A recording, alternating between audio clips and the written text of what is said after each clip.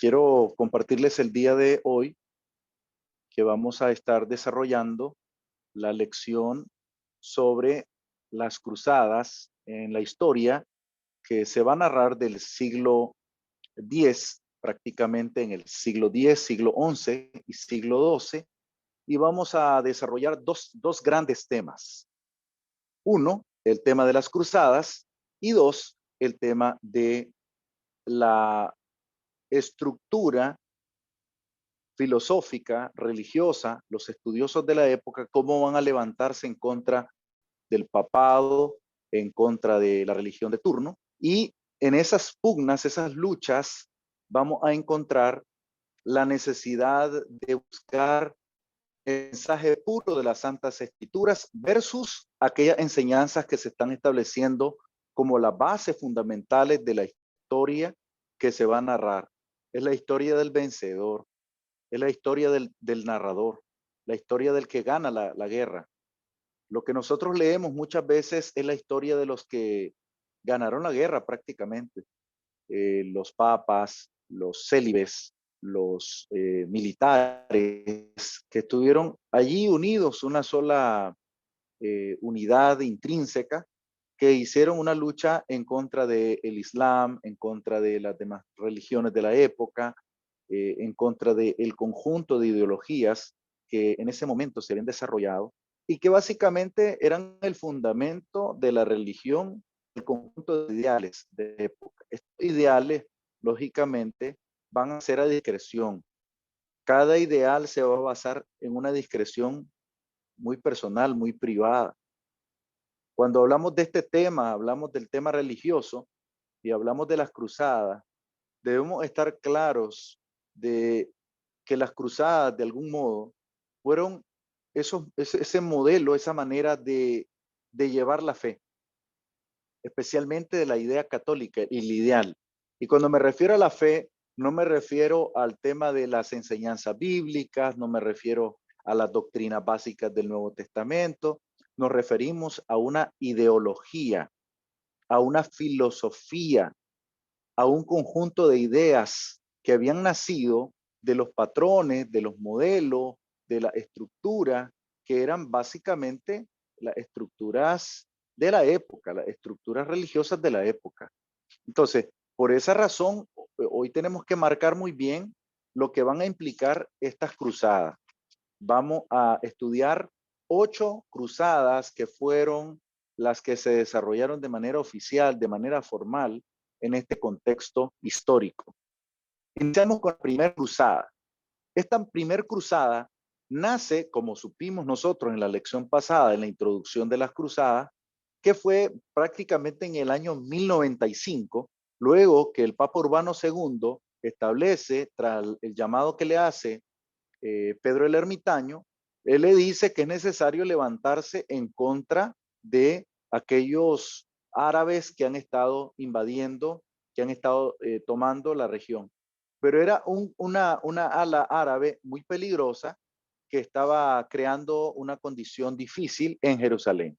Entonces ellos salen de la región eh, luego del concilio de Clermont, que lo leímos la semana pasada, lo estudiamos la semana pasada, y entonces ellos salen aproximadamente de toda Europa, porque la primera cruzada es una cruzada europea, una cruzada que empieza con España, Francia, Alemania, y se juntan, se unen para poder zarpar, para poder salir en caravana rumbo a la parte baja de Jerusalén. De España van a cruzar la parte norte del Mediterráneo por tierra y entonces van a hacer una caminata prolongada de cientos de kilómetros, de miles de kilómetros, y esto lo harán más o menos el dato de la época eran 45,000 personas. Dato que es curioso sobre estos 45,000 que viajan bajo el comando de Pedro el Ermitaño y se une con él en la parte miliciana, se une Gualterio sin haber. Gualterio sin haber, y en este caso Pedro el Ermitaño, sin haber es como el verbo, sin haber. Este hombre se une a Pedro el Ermitaño junto a 45,000 almas Entre ellos, la mayoría eran campesinos. Se sabe que el 95-90% eran campesinos. Y el campesino, lógicamente, iba a ir con su esposa, con sus hijos, con sus parientes. Entonces, básicamente era una especie de cruzada donde un grupo de familias inexpertas iban a hacer una expedición hacia Jerusalén. Yo considero a nivel de juicio, a nivel de análisis histórico, que prácticamente esta fue una reacción, un llamado religioso, y entonces los crédulos, los fieles, fueron los que dijeron, vamos a unirnos, vamos a luchar, vamos a defender la fe.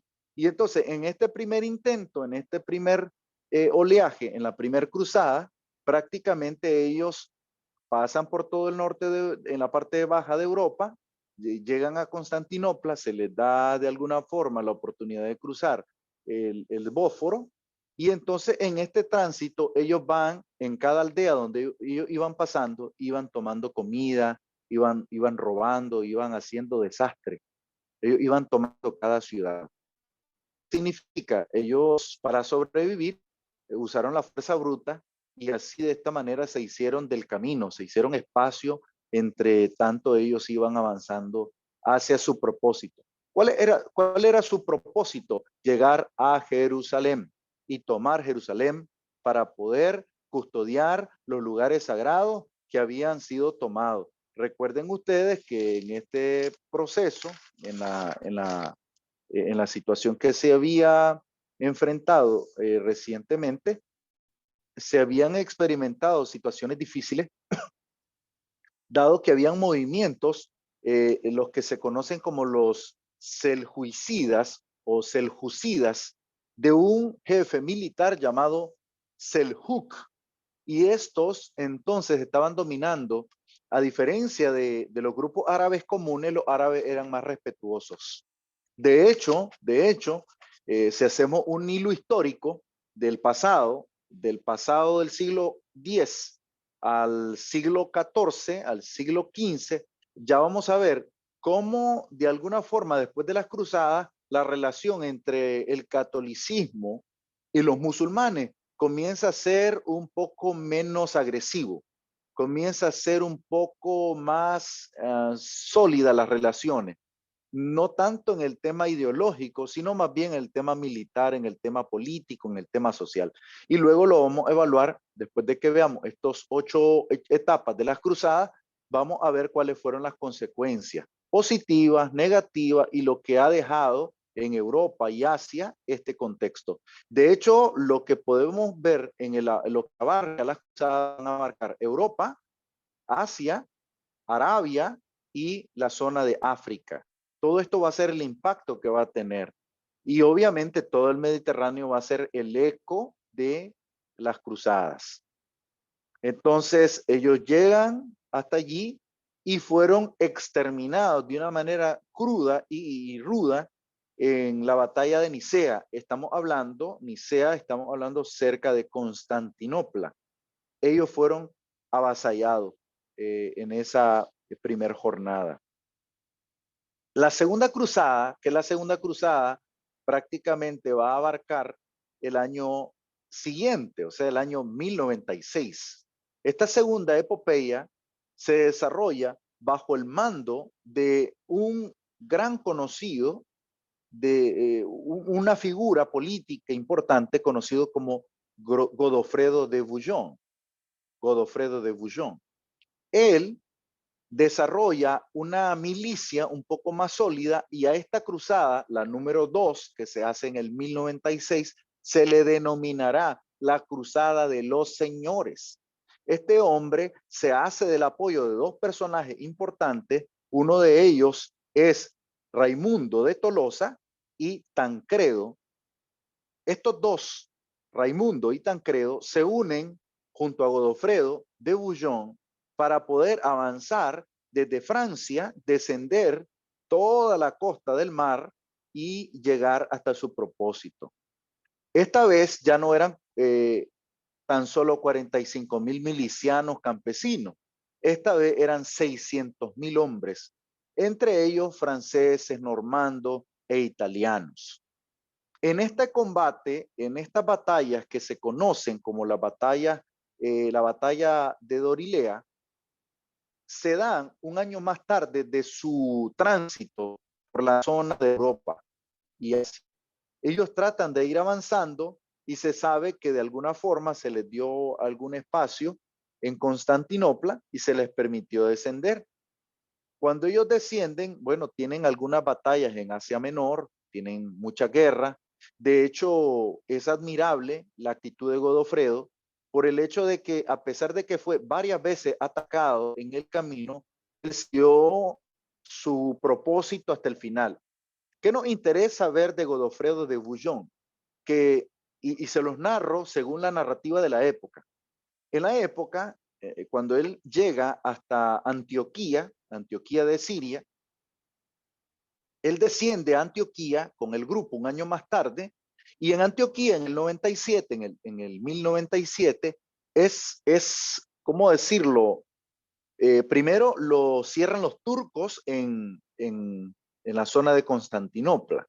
Luego los árabes lo atacan en Antioquía, en lo que fue Antioquía de Siria, donde se reunió la iglesia, el concilio. ¿Se acuerdan ustedes de aquel concilio del siglo I, cuando los apóstoles se reunieron para deliberar sobre el tema de la sangre, el tema de la inmoralidad?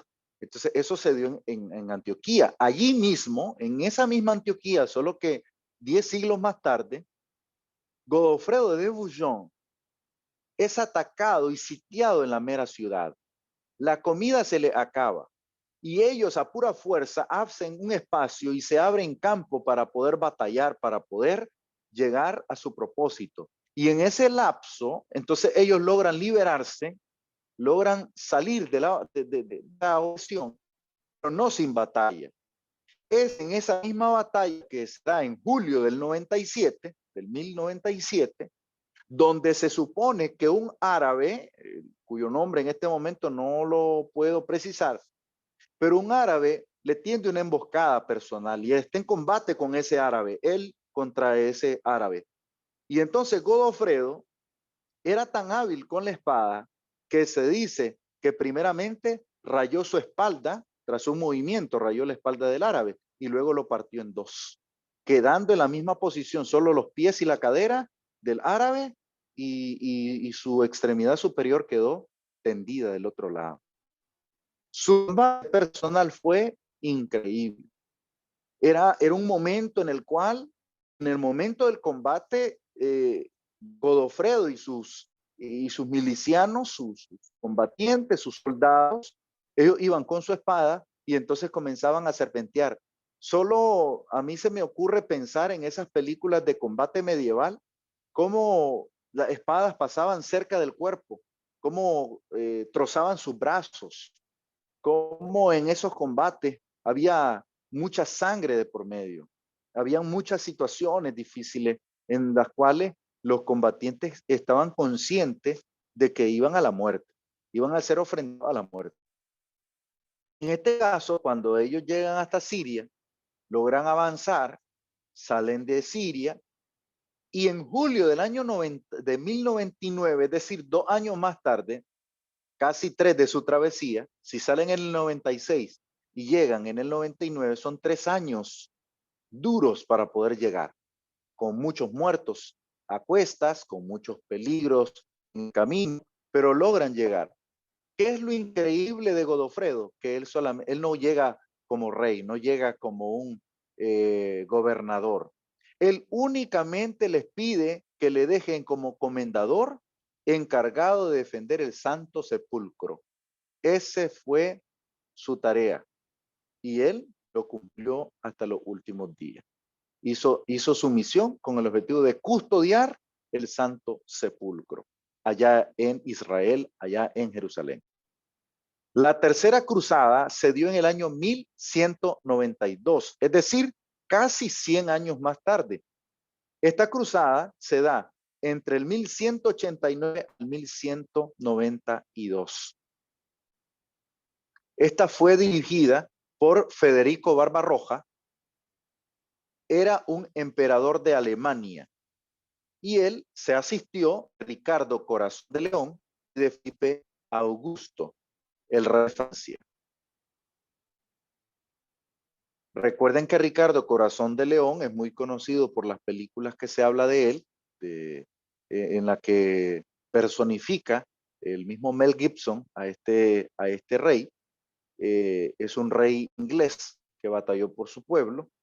Y estos emprendieron la cruzada para rescatar supuestamente Jerusalén, para que se devolviera el poder a un nuevo estado musulmán.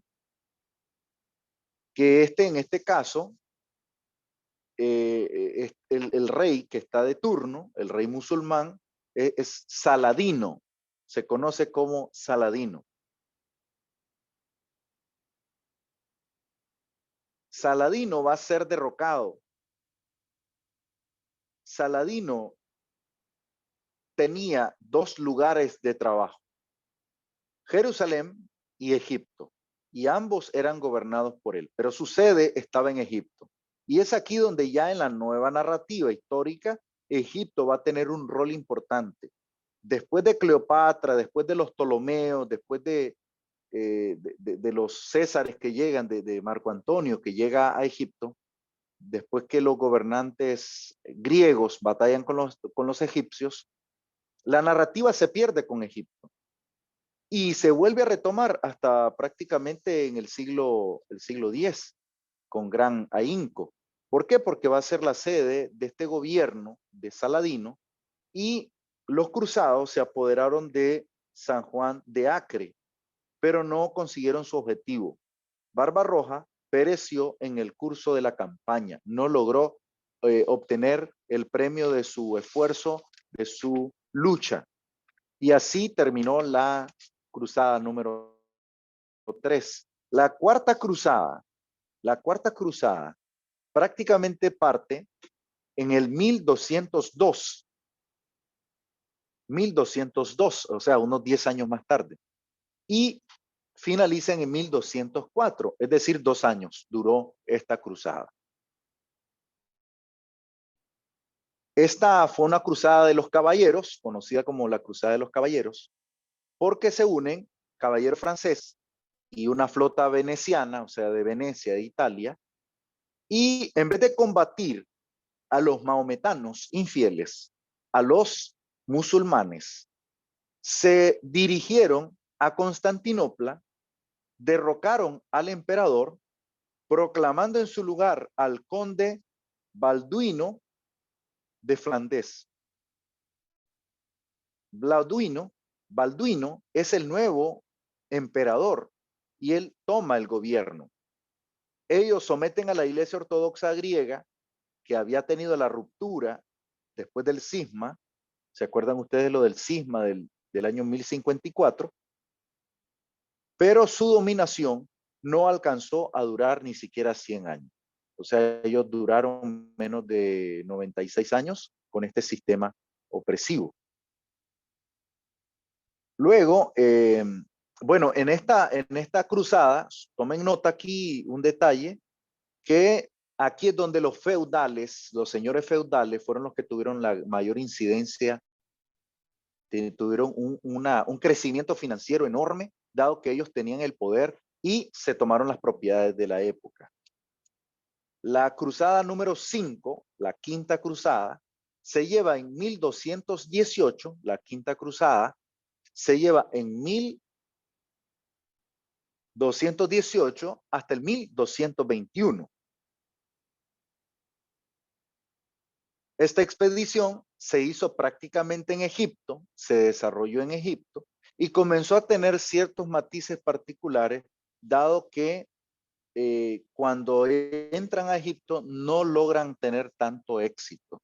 De hecho, se desmerita el trabajo que hicieron porque ahí pierden toda su fuerza y ellos no logran terminar ese plan. Por esa razón, ellos notan que los maometanos tienen mucha fuerza y ellos no logran desarrollar ni completar su cruzada. Eso hace que en el año 1228 se lleve la cruzada número 6, la sexta cruzada, se lleva en 1228 y se termina en 1229. Esta la desarrolla. Los personajes que vayamos señalando son los más relevantes. Federico II, el Libertador, es el que lleva la batuta, lleva la responsabilidad de que esta tropa logre llegar a su destino. Él había tomado la cruz como un cruzado en 1215, pero lamentablemente él no logra enlistarse en la jornada, por lo tanto él es excomulgado. A él lo retiran rotundamente de la lista de los miembros fieles como hombre fiel, dado que él no, por su cobardía, porque no fue con los cruzados, él necesitaba haber apoyado a su grupo militar. Por lo tanto, el Papa Gregorio IX, él lo excomulga, lo saca de las filas de la fe católica. Y entonces él, de manera personal, a través de un convenio con el sultán de Egipto, entonces él se hace del poder de tres ciudades. Jerusalén, toma Belén y toma Nazaret. Estas las toma él por un pacto político que tiene con el sultán de Egipto. La cruzada número 7, se da en 1248 y se finaliza en 1254. Esta es la cruzada número 7, la penúltima. Se da en 1248 y termina en 1254. Es dirigida por San Luis, que desembarcó de Egipto, y fue un total desastre. No logró ni siquiera avanzar en su propósito. De hecho, cayó como prisionero, que era un gran vejamen, era una gran vergüenza, era una gran humillación para un combatiente, para un cruzado. Por lo tanto, él lo único que quería era recuperar la libertad de los pueblos y por esa razón Luis no logra, el conocido como San Luis, no logra en ese momento hacerse de el objetivo, de cumplir su misión. Sin embargo, este mismo, en una octava cruzada, luego de huir de la prisión, él en la octava cruzada que se hace, y esta es la última, de manera oficial es la última, en 1270, este hombre se marcha a Túnez y en Túnez, allí trata de huir y esconderse, dado que Túnez era un lugar donde se refugiaban los bandoleros, se refugiaban los expedicionarios, también solían quedarse allí los piratas que viajaban en el Mediterráneo, entonces buscaban Túnez, una zona de África, el norte de África. Y lamentablemente San Luis, en ese proceso, le cae la peste y él enferma gravemente, enferma de muerte, y sus restos quedan allí en esa región, allí en Túnez. Entonces, la expedición de estos franceses, lamentablemente, al ver a su líder fallecido, entonces decide retornar a Francia y dejan el tema de las cruzadas en un segundo plano. De hecho, las cruzadas van a mutar, va a haber una especie de mutación de las cruzadas. Ya no va a ser una cruzada común, sino que va a ser otro sistema. Necesitamos también descubrir cuáles son las consecuencias inmediatas de las cruzadas.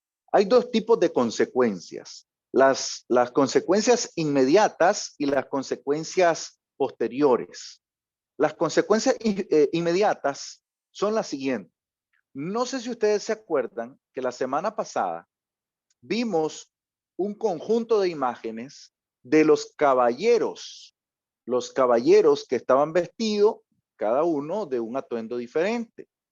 Teníamos los caballeros de negro, que eran los teutónicos, teníamos los caballeros de blanco con una cruz roja, ellos eran los hospitalarios. Los hospitalarios eran de Jerusalén. Los templarios eran de origen francés. Los teutónicos eran de origen alemán. Y hay otra orden, conocida como las órdenes diversas de los caballeros, eran las órdenes de Alcántara, las órdenes de Calatrava, las órdenes de Santiago en Castilla y Montesa en Aragón. Cada uno tenía su propio escudo, tenía sus propias insignias, sus propias características de cómo se representaban. Estas órdenes llegaron a ser muy poderosas, muy ricas. Entonces la Iglesia Católica, cuando vio su riqueza, cuando vio que ellos tenían mucho poder, entonces comenzaron a menoscabar el valor que ellos tenían y entonces algunos de ellos fueron perseguidos, algunos de ellos fueron asesinados, la mayoría de ellos fueron encarcelados para que ellos no lograran acuerparse ni fortalecerse porque tenían gran renombre en la época. La conquista de Siria y Palestina es algo inmediato. Ellos con las cruzadas se hicieron, Europa se hizo cargo de Palestina, de Siria, de Oriente y de otras ciudades importantes. Y también tenemos otros dos resultados también que son importantes, es la sumisión de Constantinopla y que en muchos casos ellos llegaron a gobernarla de forma directa. La gobernaron la mayoría del tiempo de forma directa y en algunos casos de forma indirecta con Estado o con impuestos. En este campo vemos la unificación de la Iglesia Ortodoxa con la Iglesia Católica, pero que esta no fue demasiado sólida, sino que finalizó, concluyó en menos de 100 años, ¿no? No tuvo mucho alcance esta unidad religiosa. Número 4, dentro de estos 4 elementos, recuerden que la primera era el establecimiento de las órdenes militares, que son los caballeros, la orden de los caballeros. Número 2, la conquista de Siria y Jerusalén. Número 3, la sumisión de Constantinopla. Y número 4, la contención de las nuevas invasiones musulmanas. Esto permitió que se contuvieran las invasiones musulmanas que estaban en boga en aquel tiempo. Estaban tratando de entrar de una manera firme, de una manera sólida, para poder detenerlas. Necesitaban tener el carácter suficiente de poder haber cumplido con su misión a través de las cruzadas. Las cruzadas les dio la fuerza prácticamente. Las cruzadas permitieron que se mantuvieran estas bases sólidas y los musulmanes entraron mucho tiempo después. Tenemos también algunas consecuencias que fueron de largo plazo. Estas me interesan muchísimo que ustedes las resalten. Yo se las voy a enumerar y les voy a dar espacio que tomen nota de esto. Una primera consecuencia que fue prolongada en los siglos posteriores, número 1, fueron las consecuencias religiosas.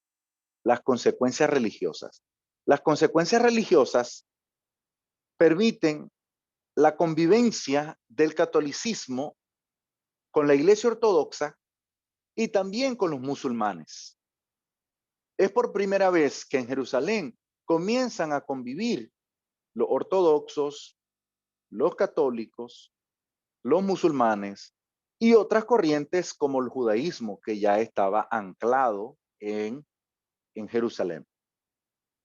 Entonces, la religión allí se comienza a solidificar como un punto, como una urbe de religiones. Por esa razón, en Jerusalén podemos encontrar en cada uno de los sitios de Jerusalén, ustedes van a Jerusalén y van al centro de la ciudad y ustedes van caminando por las empedradas calles de Jerusalén y ustedes van a encontrar que desde una parte alta de Jerusalén, en alguno de los montes, ustedes pueden apreciar tanto el domo de la Roca, la mezquita de Omar, pueden encontrar a pocas cuadras el muro de Jerusalén, el muro de los lamentos, y también pueden encontrar la iglesia del Santo Sepulcro. Entonces, allí, y van a encontrar cerca de allí también, pueden encontrar un sinnúmero de pequeños vestigios de lo que fueron muchas sinagogas, donde tienen todavía algunas de estas sinagogas, tienen su propio Bemá original. El Bemá era la plataforma donde se leía la Torá, donde se leía la ley. Y entonces allí todavía tienen ese mesón, algunas de ellas. En otros casos, allí se encuentra una de las mezquitas, de las sinagogas más grandes de la región de Oriente Próximo, Oriente Medio y la zona de Asia y Europa. Entonces, allí están el centro de muchas religiones. El centro de muchas religiones. Tienen a los judíos, tienen a los cristianos, tienen al catolicismo, tienen a los musulmanes, y entonces allí está un espectro religioso demasiado amplio, demasiado complejo. Por si ustedes no lo sabían, hasta el día de hoy, los judíos siguen conservando su cultura y sus ideologías bien marcadas como el Shabbat. Hay comunidades judías que a quien no cumple y acata con estas normas, entonces puede ser lastimado, puede ser herido, puede ser afligido con diversas situaciones, diversas implicaciones, dadas las situaciones políticas y religiosas. Entonces, esto es sumamente curioso, sumamente curioso. Entonces, tenemos allí en la parte religiosa, tenemos la parte, el número 2, la parte política, consecuencias políticas y sociales. Esto debilitó el poder feudal y permitió que se consolidara el poder real. Y entonces, a través de diferentes procesos, los reyes, los gobernantes, entonces ellos elevaban su poder. Ellos entonces tomaron fuerza y entonces la persona más adinerada llegaba a tener una gran incidencia en la sociedad. Esto prácticamente marca el tema de la infraestructura social o la perspectiva social, que era el rey, la parte del clero, la parte de los vasallos del rey y por último estaban los campesinos. En la parte económica se adelantó la agricultura, se permitió un avance industrial, semi-industrial, una manufactura avanzada y sobre todo la adquisición de muchos aspectos de tratamiento económico entre lo que conocemos como el mundo occidental con el mundo islámico. Entonces comienzan a tener más acercamientos comerciales, más acercamientos financieros, y entonces hay cierta prosperidad. Hay más cultivos, hay sistemas de cultivos nuevos, etc. En la parte cultural, el arte y la ciencia árabe comienza a tener gran influencia en el mundo occidental. Le quiero hacer una pregunta, por ejemplo, a ustedes. Cuando ustedes ven café, esta es una pregunta que no me la necesitan responder. Con su mente la van a responder. Cuando usted va a beber un refresco o va a probar un café, ¿qué le echa al café? Usted le echa azúcar. Entonces la palabra azúcar es una palabra árabe. Cuando usted, por ejemplo, va a dormir, usted quiere tener debajo de usted algo que le permita descansar tranquilamente y que haga relajar su cuello. Usted lo va a consultar cuando alguien le dice, tenés que reflexionar en algo, lo va a consultar con la almohada. La palabra almohada es una palabra de origen árabe. Alhaja, alcoba, alfombra, muchas de estas palabras son de origen léxica árabe, de una lexicología arábiga. Y entonces allí vamos a encontrar que nosotros estamos en el contexto latino, en el contexto hispano, tenemos muchas expresiones de origen árabe y nosotros las usamos con frecuencia. No sé si ustedes han escuchado o ustedes usan esta expresión cuando algo no ha ocurrido y ustedes dicen que quieren que eso ocurra, uno dice, ojalá, ojalá me pase esto. Ojalá pueda tener ese trabajo nuevo. ojalá me encuentre tal cosa. La palabra ojalá literalmente significa Alá lo permita. Alá lo permita. Ojalá. Por lo tanto, cuando usted usa esa palabra, usted le está dando a Alá la autoridad. Entonces, es una connotación lingüística. Obviamente, nosotros no lo hacemos con esa intención. Sin embargo, el origen histórico de las palabras nos permiten a nosotros tener, o nos obligan más bien, conocer eso, saber eso. Las estructuras, por ejemplo, españolas, estructuras españolas que fueron influenciadas por los árabes, nos permiten ver dentro de infraestructuras en España, en muchos lugares que son coloniales, como Córdoba, como Valencia, ustedes van a encontrar que en estas ciudades, Málaga, van a encontrar que dentro de las casas hay grandes jardines. Y esos grandes jardines son parte de la herencia cultural de los árabes. En la parte de la ética, las costumbres resaltaron también, resultaron modificadas. La vida se hizo menos ruda, menos difícil, el lujo fue más refinado, es decir, había menos desgaste con la parte de los derroches, eran más como gastos sobre telas más finas, el culto al oro y otros elementos que fueron los que permitieron a la sociedad pasar a una visión diferente. Era, por ejemplo, se resaltó el respeto hacia la mujer y el espíritu de justicia se volvió a enaltecer. Los estudiosos comenzaron a tener gran impacto y de ahí parten otros dos aspectos que voy a relatar. Pasamos a otro punto y es las cruzadas contra la herejía. Ya las cruzadas acabaron, las 8 terminaron, pero empieza una nueva cruzada contra la herejía. Voy a resaltar esto y lo voy a hacer lo más rápido posible, dado que necesitamos saber que la herejía es algo que ellos pretendían, o los papas, el clero religioso, pretendía erradicar porque consideraban que la herejía necesitaba ser atacada. La palabra herejía procede de una palabra griega que es herein, arein, H-A-R-E-I-N.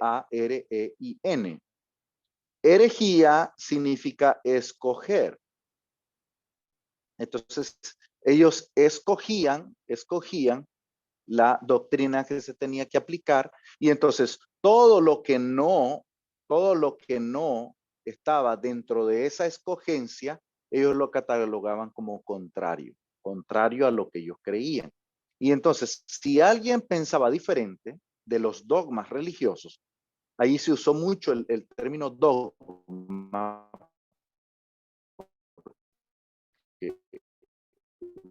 un dogma, una doctrina ideológica, religiosa. Entonces ellos tratan de defenderlo hasta el final. Por esa razón, eran cruzadas más privadas, eran cruzadas más directas, eran cruzadas más específicas. Por ejemplo, contra los cátaros. Los cátaros eran conocidos como los puros.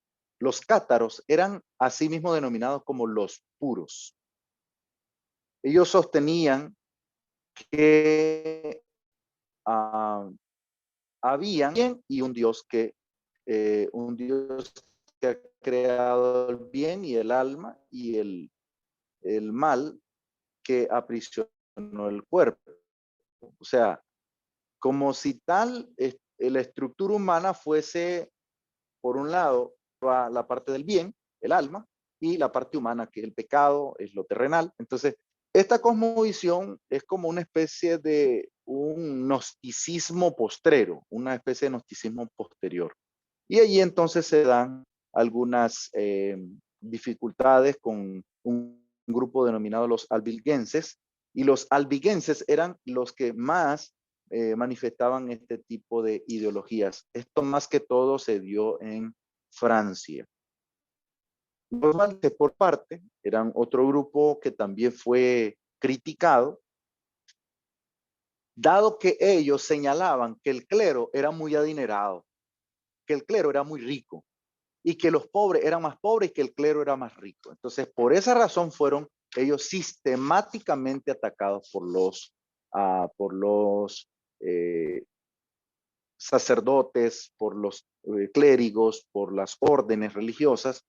Y de allí, de este sistema romano, católico, nacen lo que nosotros conocemos como la Inquisición. La Inquisición. ¿Cuándo nace la Inquisición? Bueno, nace a partir del concilio de Tolosa en el año 1229. La palabra inquisición o inquirir significa saber, significa averiguación, averiguación. Y entonces, ¿qué es lo que hacían ellos? Tenían un brazo civil, un brazo secular, para poder inquirir, para saber quién andaba en una doctrina diferente de lo que ellos manejaban. Y a esta herejía le llamaban, a la persona que había caído en herejía, entonces era hereje y era llevado a prisión, era llevado a tortura. Y luego de que esta persona reconocía su error, entonces muchas veces lo soltaban. Pero si lo volvían a encontrar, entonces le llamaban, una vez que lo volvían a capturar, le llamaban relapsos. Y entonces ahí lo llevaban a la hoguera, cuando esta persona caía de nuevo. Luego se formaron las órdenes religiosas. En este caso, tomen nota, por ejemplo, de los franciscanos, de los dominicos. Franciscano es la orden de San Francisco de Asís, cuyo poeta nicaragüense ha hecho una insigne poesía, un poema para San Francisco de Asís. Una persona que había dejado todo, había dejado su riqueza, su familia rica, para poder servir en esta orden, en el 1182. Luego los dominicos, estos están a cargo o se le debe el nombre a un denominado santo, Santo Domingo de Guzmán, en 1170. Hay algunas órdenes religiosas, la podemos identificar fácilmente con su manera de vestir, colores, algunos rojos, algunos un tono más oscuro, gris, etcétera. Tenemos también algunos aspectos que son importantes, la decadencia del papado en el siglo XI, siglo XII. Esto permitió que de alguna forma se registraran algunas invasiones en Europa de los árabes. Aquí es donde se da, por ejemplo, algunos aspectos históricos relevantes. Entre ellos, el que quiero resaltar es la actitud, la conducta de John Wycliffe. John Wycliffe es un hombre denominado hereje, dado que John Wycliffe es un hombre que nace en 1330 a unas 200 millas de Londres, se va a estudiar a Oxford, estudia teología, estudia también filosofía, y él traduce al inglés la Biblia.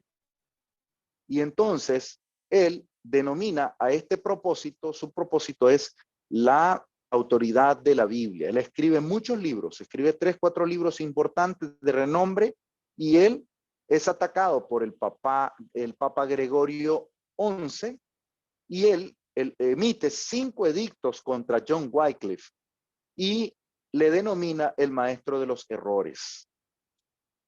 En este contexto, Wycliffe se defiende, emite su discurso, emite su defensa en un debate público en la corte, y allí entra un debate tan grande que se llega a denominar en esa época el Gran Cisma de 1378. Las doctrinas que él comenzó a desarrollar fueron la doctrina de contraria al catolicismo. Él no optaba por la idea de la transubstanciación con la hostia. Recuerden que hostia se traduce por hospedar. Hostia significa hospedar. Y entonces la transubstanciación es que esa hostia se convertía literalmente en la carne de Cristo, y la sangre, el vino en la sangre de Cristo, literalmente. Entonces él ataca eso, ataca la doctrina de las indulgencias. Él consideraba que le robaban al pueblo por obligarles a pagar una indulgencia por un fallecido, y también la fe a Cristo, no la fe a los papas, no la fe a Cristo.